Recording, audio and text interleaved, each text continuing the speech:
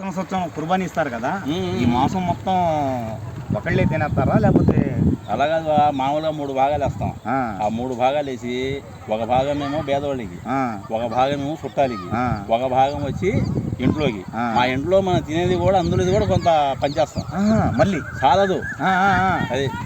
అంటే పంచిపెట్టేవాళ్ళకి చాలదని పేదవాళ్ళకి అడిగి ఇచ్చేస్తారు. అంటే ఇప్పుడు ముందు పుణ్యం కావాలిగా. అంతేగా. తింటాం ఏముంది, కావాలంటే 1000 రూపాయలు పడితే కేజీ వచ్చేస్తుంది. అది ఎక్కడ కొన్నారు బావ? బాగున్నాయి బావ. ఇక్కడే కొన్నాం, ఊర్లోనే.